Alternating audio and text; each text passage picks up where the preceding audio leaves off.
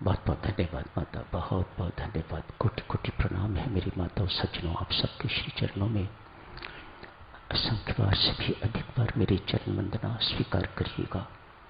मैं आप सबके श्री चरणों पर अपने मस्तक को रख के प्रणाम अर्ज करता हूँ, कृपया सब स्वीकार कीजिएगा। एक सूचना है, जुलाई में 10 से 15 जुलाई एवं 27 से 30 जुलाई 2 साधना सत्संग हो रहे हैं। उन साधना सत्संगों के लिए दिल्ली से जो नाम स्वीकार हुए हैं उनकी सूची बाहर लिख के लगी हुई है। जाने से पहले मेहरबानी करके देखते जाइएगा।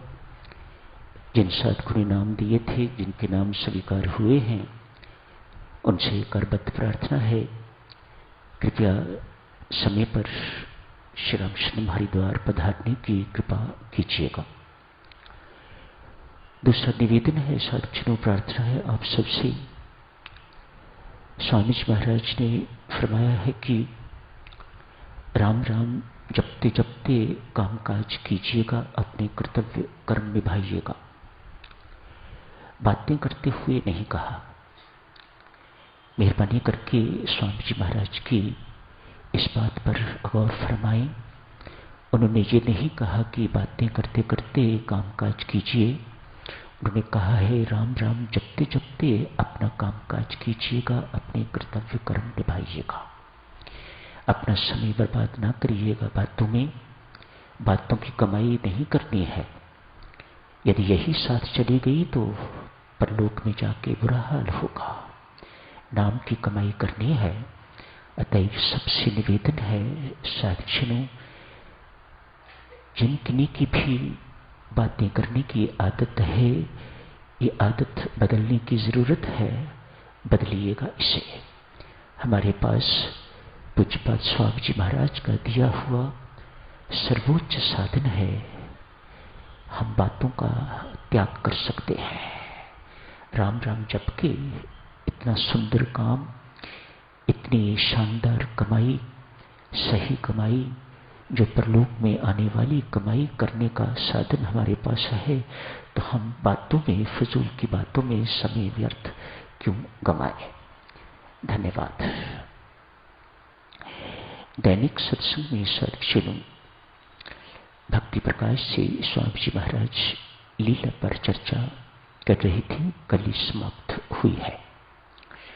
लीला के अंतर्गत चर्चा चली थी कि परमेश्वर की इच्छा सर्वसर्वा है, सर्वोपरि है, सबसे ऊंची है। सब कुछ जो भी इस संसार में घटित होता हुआ दिखाई देता है, सब परमेश्वर की इच्छा से, परमेश्वर की शक्ति से होता है।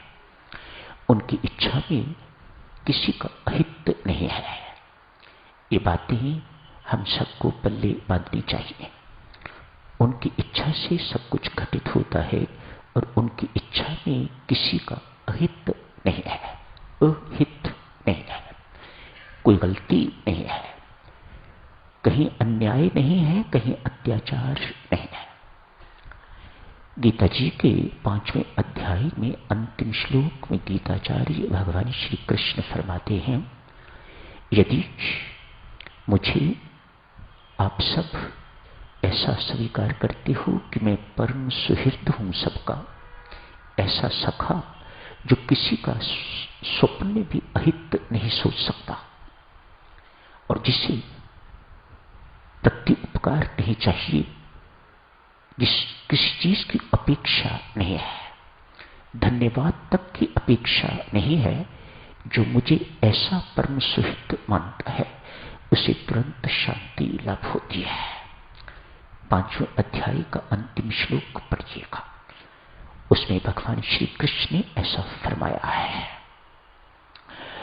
दोष साधकों परमेश्वर की करने का नहीं हमारा है, हम उसकी करने को समझ नहीं पाते, इसलिए उठते रहते हैं, उदास होते हैं, दुखी होते हैं, चिंतित होते हैं और कभी कभी आलोचना भी करते हैं, रोते हैं, छाती पीटते हैं, मानो आपको उनकी करनी में दोष दिखाई दे रहा है। हमारे साथ अन्याय हुआ है, हमारे साथ गलत हुआ है, इत्यादि इत्यादि। भूल हमारी ही है। हमारे पास उन जैसी आंखें नहीं है, उन जैसी दृष्टि हमारे पास असीम दृष्टि नहीं है, सीमित है। बड़ी मुश्किल से यहां से लेके वहां तक देख सकती है, और उस असीम को इतनी सी जगह में आप सीमित नहीं कर सकते। उनकी दृष्टि तो दूर की है। वह आज की बात नहीं, अगली बातें भी जानते हैं और उसके अनुसार करते हैं। आपको कब कहां क्या देना है वे वही जानते हैं, उनके अतिरिक्त और कोई नहीं जानता। क्योंकि आपको तुरंत वह चीज नहीं मिल रही, इसलिए हम दुखी हो रहे हैं, इसलिए हम उदास हो जाते हैं, निराश हो जाते हैं। पर सत्य ही है साधकजनों, उनकी करनी में किसी प्रकार की ना ही त्रुटि है, न ही अन्याय अत्याचार है, किसी प्रकार की कोई गलती नहीं है, अहित भी नहीं है, अहित नहीं है। सबका हित चाहने वाले परमात्मा को परम सुहृद कहा जाता है, प्रत्येक प्राणी का। मत सोचिएगा केवल आपके ही हैं, आपके तो हैं ही है, लेकिन वे तो सबके परम सुहृद हैं, ऐसा शास्त्र घोषित करता है। वह स्वयं अपने आप के लिए 5वें अध्याय के अंत में फरमा रहे हैं, जो मुझे ऐसा जानता है वह परम शांति को तत्काल लाभ कर लेता है। इतना ही सोचना होगा ना, जो परमात्मा ने कर दिया सही, इससे बेहतर और मेरे जीवन में घटित नहीं हो सकता, तो फिर अशांति कहां से आएगी। फिर आदमी झट से उस बात को स्वीकार करके शांत एवं तृप्त हो जाता है। एक दृष्टांत साथियों, इसी पर अगले रविवार को भी इस चर्चा को और आगे जारी रखेंगे। आज विधाता ने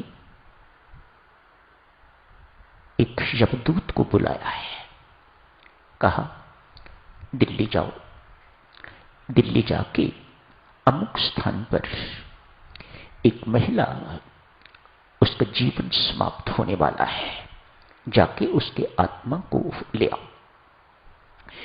विधाता कौन है?